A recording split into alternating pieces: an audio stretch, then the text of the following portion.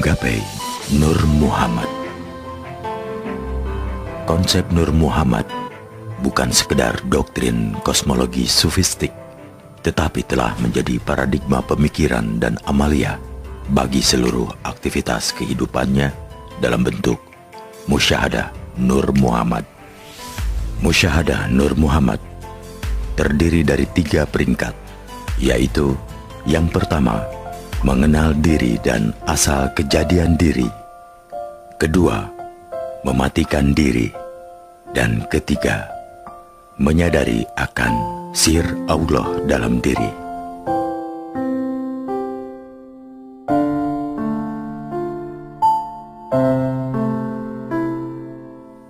Yang dimaksud dengan mengenal diri dan asal kejadian diri, menyaksikan dengan kesadaran hati yang penuh bahwa diri manusia itu ada sebab Nur Muhammad. Nur Muhammad adalah sifat Allah yang memancar dari zat yang tidak dikenal. Keberadaan Nur Muhammad sebagai manifestasi sifat Allah tercantum bersama zatnya, karena sifat melekat pada zat dan tidak dapat dipisah-pisahkan. Sedangkan manusia dan alam terjadi dari Nur Muhammad. Jadi antara alam, manusia, dan Tuhan, walaupun wujud dohirnya nampak berbeda-beda, namun pada hakikatnya adalah satu jua, karena alam dan manusia hanyalah manifestasi atau pancaran dari sifat-sifat Tuhan. Dalam pengertian itu, wujud alam adalah nisbi. Berpangkal dari pemikiran itu, manusia terdiri dari 2 aspek, yaitu diri sebagai hamba dan diri sebagai insan. Diri sebagai hamba terstruktur dari 4 unsur alam, yaitu tanah, air, angin, dan api. Sedangkan diri sebagai insan terstruktur dari anasir mada, madi, mani, dan manikam. Diri yang diliputi oleh anasir mada, madi, mani, dan manikam naik derajatnya dari statusnya sebagai hamba menjadi seorang insan Khalifatullah. Hakikat diri insan terkandung di dalam manikam, yaitu ruh yang berasal dari Nur Muhammad. Sewaktu berada di dalam taraib, manikam dikawal oleh sahabat-sahabatnya yang 4, yaitu Camariyah, Tubaniyah, Tabuniyah, dan Uriyah. Tubaniyah mewakili istilah jisim latif dari unsur air. Tambuniyah mewakili istilah jisim latif unsur tanah. Uriyah mewakili istilah jisim latif dari unsur api. Camariyah mewakili istilah jisim latif dari unsur udara atau hawa.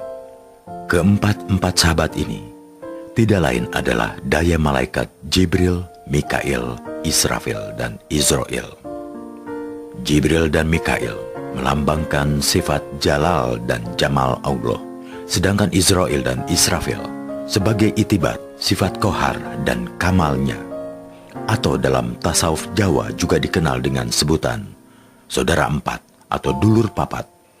Mereka senantiasa ada bersama-sama diri, membimbingnya menuju kehidupan anak insan yang sempurna, yaitu yang sadar akan asal muasalnya dari kehadirat Tuhan yang Maha Esa. Yang dimaksud mematikan diri sebelum kematian, mematikan diri dalam konteks ajaran tasawuf bukan berarti bunuh diri, tetapi maksudnya selagi manusia masih hidup, hendaklah memasuki alam kematian dalam kehidupan nyata. Dengan kata lain, mematikan diri adalah mati dalam hidup yang diusahakan secara sadar, yaitu dilakukan dengan memfanakan diri ke dalam liputan Tuhan Al-Hayyu melalui musyahadah Nur Muhammad. Mati dalam hidup tidaklah berarti hancur dan musnah. Dalam kematian ini, manusia memasuki alam kehidupan yang sebenarnya, yaitu Hayyun. Di dalam Hayyun, wajah Tuhan dapat dipandang, sedangkan memandang wajah Tuhan adalah pengalaman yang diidam-idamkan seluruh penghuni surga. Mati dalam hidup menjadikan hidup semakin hidup. Sedangkan menyadari akan sir Allah dalam diri berarti membenamkan segala rasa dan kehendak ke dalam liputan ruh idafi yang berada di relung hati yang paling dalam, yang menjadi sumber kehidupan, yang menjadi tajalli Allah. Sir berasal dari Nur Muhammad, hakikat manusia. Kesadaran ini dinamakan kesadaran hakikat, menjadi intipati ma'rifatullah. Dalam tasawuf mengajarkan, barang siapa yang telah sanggup menenggelamkan dirinya ke dalam kesadaran musyahadah Nur Muhammad sehingga mampu menyaksikan hakikat wujud yang satu, maka ia dapat menjadi manusia sempurna karena perilaku dan segala aktivitasnya senantiasa berada dalam liputan murakabah Allah. Ia berpeluang menjadi aulia Allah yang bertubuhkan alif seperti tubuh Rasulullah. Alif adalah itibar bagi sifat hayyun Allah yang tidak pernah mengalami kematian. Sedangkan berbicara tentang jalan musyahadah Nur Muhammad, menurut konsep tasawuf, manusia dapat mengetahui Tuhan hanya melalui kesadaran intuitif dan atau ilham yang dihasilkan dari jalan musyahadah. Musyahadah sebagai jalan ditempuh melalui sholat daim dan zikir.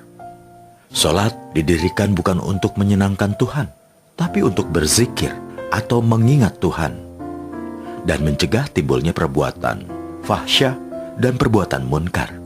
Pemahaman ini berimplikasi pada perlunya menunaikan sholat daim.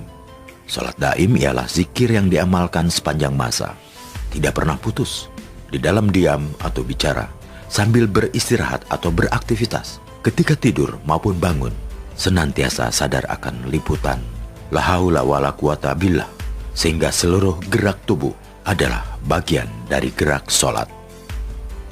Sedangkan zikir dapat melenyapkan sifat-sifat hamba pada nafs insan. Apabila nafs terliputi zikir kalimat thayyibah la ilaha illallah, kesadaran nafs akan liputan Tuhan kepadanya menyelubungi hati dan pikiran. Selanjutnya dalam peringkat kesadarannya yang paling dalam, pezikir memasuki alam fana, yaitu alam kosong dari berbagai angan-angan dan persepsi pikiran, sekaligus memasuki alam baka, yaitu alam kekekalan dalam kesejatian diri.